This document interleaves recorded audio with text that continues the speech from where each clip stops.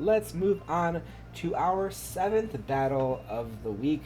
We have the Goldenrod Gholdengos versus Nomad's Gambit. Let's start with the introduction of the Goldenrod Gholdengos. We see, led by Mars, playing for Goodwill, currently second place at 10-1. A really dominant team, having only one loss to the Mythical Mermaids in week 4, I believe. The OU Pokemon, this team is just strong, just as strong, I'd say, as the first place team that we have. Um, just a really strong battler. We see the Torkoal at 5-9, and the Roaring Moon is at 18-6. The third Pokemon that has 18 knockouts, besides the Sharpedo and the Gholdengo. I think I just... No, I didn't. We saw it. But anyway. The UU Pokemon, we have the Slitherwing at 15-5, and the Sandy Shocks at 5-4. The RU Pokemon, we see the Porygon 2 at 7-1. The Iron Thorns at 0-2. The Brute Bonnet is at 3-1. The NU Mons, this team, the Hitmonlee is at 0-1. The Magmortar at 1-2. And the Vileplume at 7-5. 70? Dang, I'm dumb. Alright, the PU Pokemon, we have the Shuckle at 0-0. The Wobbuffet at 1-2, the Raticate, I don't think Raticate has been brought yet, but the Jellicent is at 3-0. A really strong team looking to continue the dominance against the Nomad's Gambit here, who is led by Nomad Ronan, playing for the Ronald McDonald's house, currently 16th place at 0-11, but has improved, but then has not improved, and is improving again. We've been seeing some better plays from the Nomad's Gambit recently.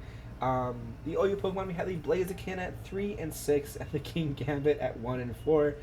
The UU Pokemon, we have the Lucario at 1-5, and the Chestnut leading the team at 6-6. The Argumon, the Alolan Sandslash at 0-5, the Kingdra at 1-5, and the Samurott at 2-5. I'm sorry, there's nothing I can do about it. They're just going to do what they're going to do.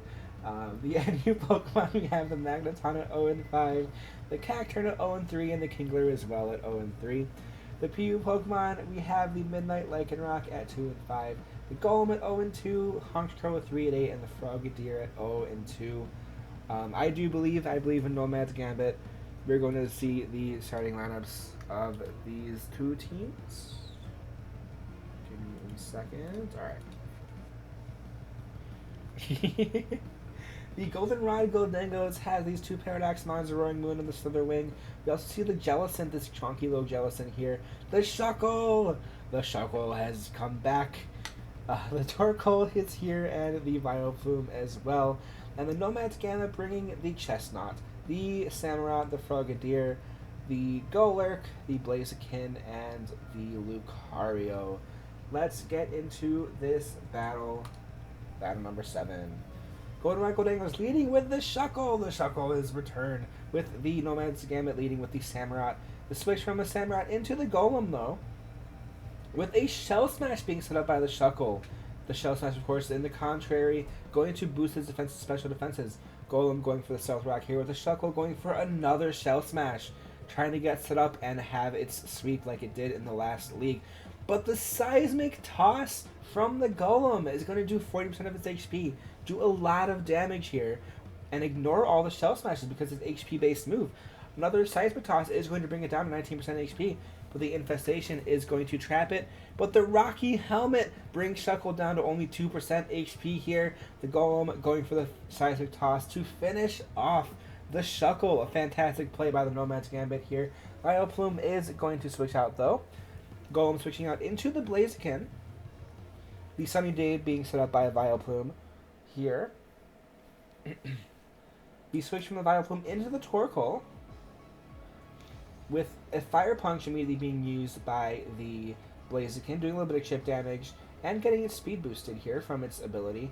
And the Close Combat is going to do a lot of damage to this Torkoal, of course going to drop the defenses and special defenses of this Blaziken, with the Rapid Spin able to clear the traps from the field.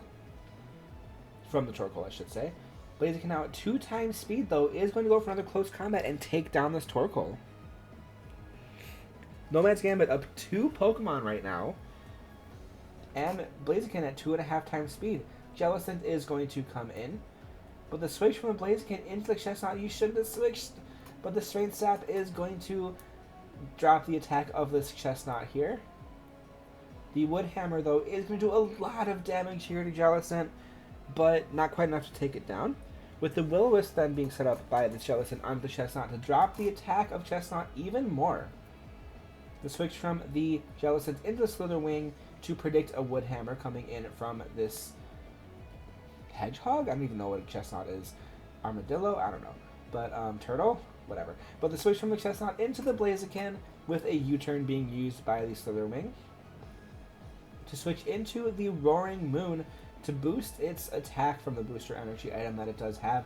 The switch from the Blaziken back into the Chestnut, though, with an Earthquake, of course, being a resisted hit. And the Dragon Dance now being set by the Roaring Moon. That is a pretty scary move here. The Dragon Claw is not going to be enough to take it down because of the burn of this Chestnut. And the Guava Berry, though, is going to bring Chestnut back to over half HP, but the Acrobatics is going to, of course, outspeed, and a quad effective hit is going to take down.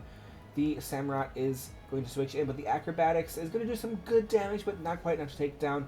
With the X-Scissor doing the same to the Roaring Moon, bringing both Pokemon to 16 HP, but the leftover is going to bring Samurott back up. The switch from the Samurott, though, into the Golem, but the predicted Earthquake here is going to crit. I don't think the crit mattered, though. The Roaring Moon taking down the Golem with a Frogadier switching in. The Roaring Moon is going to outspeed and take down the Frogadier in just one hit, with Lucario then coming in. The Earthquake, of course, is going to outspeed and take down Lucario. It would have been a good move to have a priority move on the Lucario, but it did not happen. The Blaziken then coming out. Of course, Earthquake is going to take down Blaziken. Just the Samurott, though, left. Can it do it? I don't know if it's going to outspeed. It will not. The Earthquake is going to outspeed and take down the Samurott. The Nomad's Gambit showing some really good moves here. Showing some really good moves in the first couple turns. Just unfortunately let the Roaring Moon set up. And after the Roaring Moon set up, it was just kind of over at that point. Well played by Nomad's Gambit. I still believe that a win is coming for you, Nomad. I might make fun of you because we're friends, but I do strongly believe that you're going to get a win coming up soon here.